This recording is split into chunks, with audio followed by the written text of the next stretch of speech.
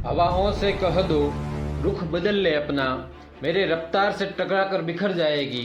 हम आंधियों से उलझ कर आ रहे हैं, मेरे सामने हवा कहाँ ठहर पाएगी। दोस्तों, आज की हमारी ये कहानी कई 100 साल पहले की है।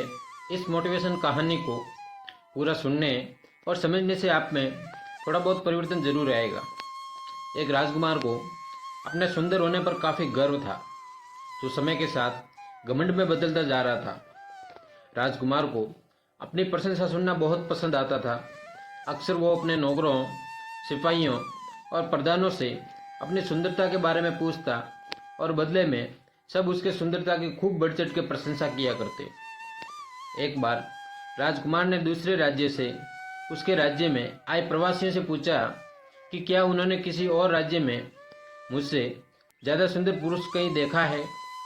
ये प्रवासी इस बात को भली भांति जानते थे कि राजकुमार को अपनी प्रशंसा सुनना कितना अच्छा लगता है। हालांकि राजकुमार सच में देखने में बहुत सुंदर थे, लेकिन इस प्रवासियों ने उन्हें खुश करने के लिए उनकी कुछ ज़्यादा ही प्रशंसा कर दी। प्रवासियों ने कहा कि उन्होंने अपने राज्य में तो क्या, किसी भी राज्य में उनके जितना ज़्यादा सुंदर पुरुष कभी नहीं देखा।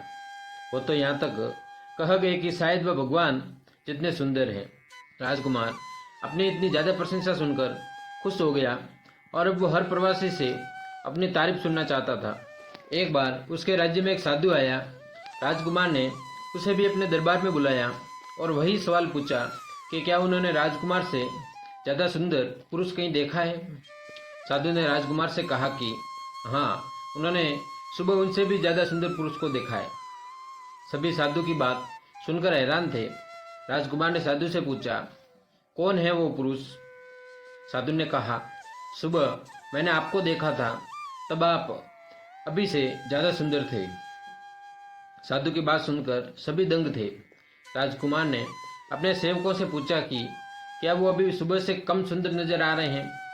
सेवकों ने कहा, उन्हें तो वो उतना ही सुंदर दिख रहे हैं। राजकुमार ने साधु से पूछा, जब सभी को कोई फर्क नजर नहीं आ रहा तो भला आप ऐसा क्यों कह रहे हैं। साधु ने राजकुमार से कहा कि ये सब आपकी नौकरी करते हैं, इसलिए इन्हें आप में कोई कमी नहीं दिखेगी और मैं ये साबित कर सकता हूँ। साधु ने एक कटोरे में पानी मंगवाया और राजकुमार के कुछ सेवकों को दिखाया और उन्हें बाहर जाने के लिए कहा। फिर साधु ने उस पानी के कटोरे से एक चम्मच पानी निकाला और फेंक दिया। उन सेवकों को वापस अंदर बुलाया गया और साधु ने उनसे पूछा कि क्या उन्हें इस कटोरे में कोई कमी नजर आ रही है।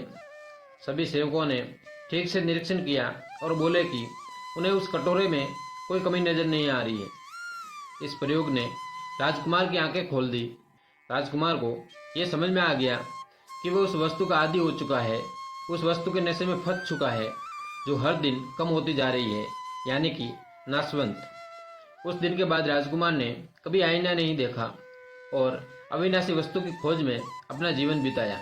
इस कहानी से हमें ये सीखने को मिलता है कि हर किसी के लिए सुंदरता के मायने अलग अलग होते हैं। किसी के लिए बाहरी रूपरेखा सुंदर हो सकती है तो किसी के लिए अंदरूनी सद्भावना सुंदर हो सकती है। आजकल लोग अच्छे नाक नक्शे को सुंदरता का पैमाना मानते हैं, जो बिल्कुल गलत है। सुंदरता अच्छे स्वभाव और अच्छे विचार और अच्छे कर्मों से निर्धारित की जानी चाहिए। सुंदर होने का मतलब है खुद जैसे हो वैसे ही रहना। आपको दूसरों द्वारा स्वीकार किए जाने की आवश्यकता नहीं है, बस आपको खुद को स्वीकार करने की जरूरत है। आपकी सफलता का मापदंड सुंदरता या रूप से नहीं मापा जा सकता। सफलता सर्वाधिक खूबसूरती है। ऊंचाइयों की उड़ान भरने के लिए सुंदर नहीं, शक्तिशाली पंखों की आवश्यकता होती है। हमें सुंदर दिखने की ओर से बाहर आना चाहिए। ऐसी ही मोटिवेशनल कहानियाँ सुनने के लिए डीके इंस्पायर्ड चैनल को सब्सक्राइब करें, वीडियो को लाइक करें और अपने दोस्तों के साथ